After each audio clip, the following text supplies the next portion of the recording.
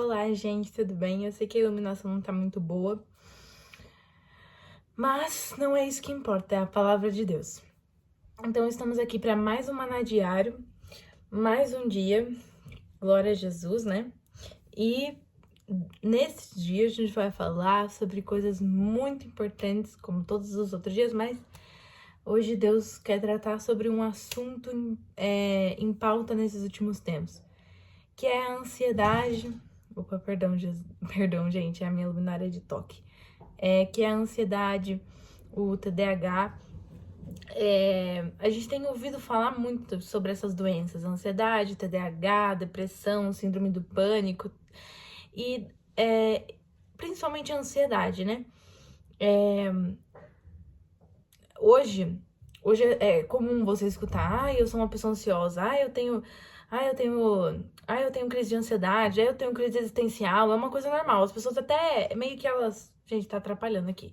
As pessoas até meio que se acostumaram a ouvir coisas desse tipo, o que é muito ruim, né?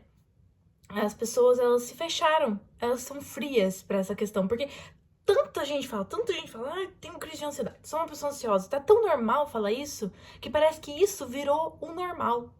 Só que isso não é o normal. Isso não é o normal. Deus não aprova a ansiedade, e a ansiedade ela é um pecado. Ela está fora de um dos mandamentos. Ela é um pecado. E hoje a gente vai entender por que ela é um pecado. Como vencer a ansiedade. Então a gente vai entrar na palavra. Aqui eu tô com alguns pontos na Bíblia, né? Marcados, que a gente vai comentar sobre. Bom, talvez eu demore um pouco para encontrar, porque são alguns pontos que estão marcados. Tá. Primeiro a gente tá em Mateus 7, 6, 25. Diz assim: portanto, eu lhes digo, não se preocupem com sua própria vida, quanto ao que comer ou beber, nem com seu próprio corpo, quanto ao que vestir. Não é a vida mais importante que a comida e o corpo mais importante que a roupa? Observa as aves do céu. Não semeiam nem colhem, nem armazenam em celeiros. Contudo, o Pai Celestial as alimenta. Não têm vocês muito mais valor do que elas? Quem de vocês, por mais que se preocupe, pode acrescentar uma hora que seja à sua vida? Por que vocês se preocupam com roupas? Vejam como crescem os lírios do campo. Eles não trabalham nem tecem. Contudo, eu lhes digo que nem Salomão, em todo o seu esplendor, vestiu-se como um deles. Se Deus veste assim a erva do campo, que hoje existe e amanhã é lançada ao fogo, não vestirá muito mais a vocês, homens de pequena fé? Portanto, não se preocupem dizendo o que vamos comer, o que vamos beber, o que vamos vestir, pois os pagãos é que correm atrás dessas coisas. Mas o Pai Celestial sabe que vocês precisam delas. Busquem, pois, em primeiro lugar o reino de Deus e a sua justiça, e todas essas coisas lhes serão acrescentadas. Portanto, não se preocupem com o amanhã, pois o amanhã trará suas próprias preocupações. Basta cada dia seu próprio mal. Então, gente, aqui o que diz? Não se preocupem com o amanhã, porque o amanhã vai trazer as próprias preocupações do amanhã. Se preocupem com o dia de hoje. E o que diz? Busque em primeiro lugar o reino dos céus e o resto lhe será acrescentado. Porque a palavra diz o seguinte, ali as pessoas estavam preocupadas com o quê? Com comida, com bebida, ó. Não se preocupe com a própria vida, com o que comer, o que beber, quanto ao que vestir.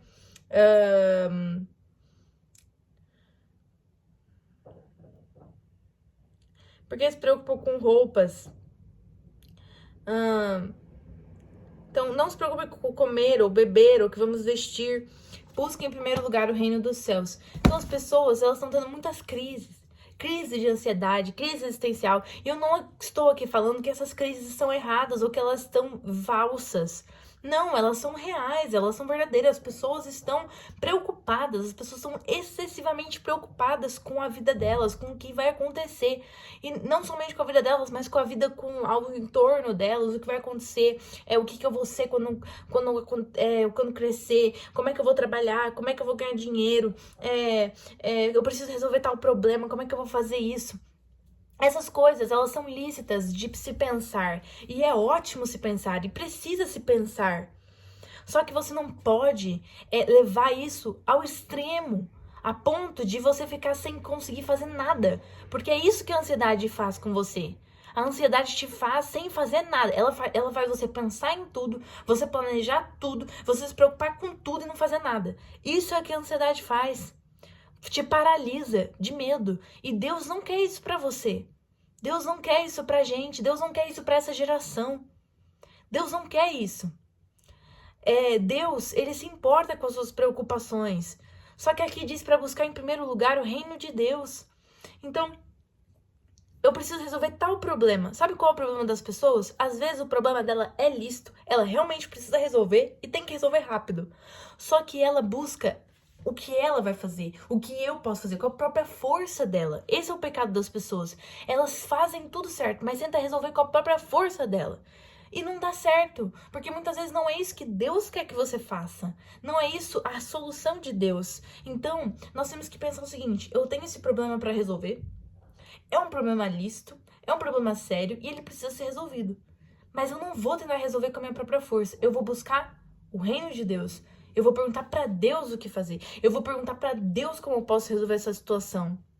Aqui, buscar em primeiro lugar o reino de Deus é no sentido de ter comunhão, não para resolver problema, mas para ter comunhão. E roupa vai ser acrescentada, bebida vai ser acrescentada, comida vai ser acrescentada. Mas no caso de, por exemplo, também preciso resolver um problema. Eu vou ter comunhão com Deus. E na comunhão com Deus eu vou perguntar o que eu devo fazer em relação a esse problema. E Deus vai me responder. Não é em relação a aqui, quando Deus fala busca em primeiro lugar o reino de Deus, não é em relação a buscar ele para resolver problema. Daí ele vai te falar. É no sentido de ter comunhão com Deus e o resto das coisas vai ser acrescentada. Mas quando a gente tem um problema na nossa frente, busque primeiro também Deus. Qual é a solução de Deus? O que Deus pensa sobre aquilo? O que Deus pensa? Como que Deus mandaria, como que Deus manda eu fazer diante dessa situação? Porque senão você vai viver uma vida resolvendo problema e nunca resolvendo nada. Porque quando a gente tenta resolver a nossa própria maneira, normalmente e às vezes não é a maneira de Deus resolver. E no final não vai dar certo, como daria se você tivesse buscado a solução de Deus. Então é isso, o recado é que nós não tenhamos uma vida de ansiedade que te paralisa e que você tenta resolver com a sua própria força. Nós temos preocupações? Vamos ter preocupações? Sim, a gente vai ter preocupações, vamos ter preocupações, mas vamos buscar o Deus para resolver isso. E não só para resolver isso, mas vamos buscar a Jesus, vamos buscar a Deus em primeiro lugar. Eu tenho isso para resolver? Tenho, mas eu tenho que ter comunhão com Deus também. Então, o que eu tenho que fazer? Ter comunhão com Deus. Vou ter comunhão com Deus, vou passar meu tempo com Deus, vou falar com Deus, vou ter comunhão com Deus. Ele é meu amigo, eu vou ficar com Ele, porque isso é um dos meus deveres do dia. A comunhão, ela é um direito. Ela é um direito dado por Deus, ela não é um dever. Mas quando a gente não tem essa vontade de ter comunhão, muitas vezes a gente tem que colocar na nossa cabeça como um dever. Pra falar assim, não, eu tenho que ter comunhão. Eu tenho que ter comunhão. Esses dias eu ouvi um vídeo muito bonitinho, né?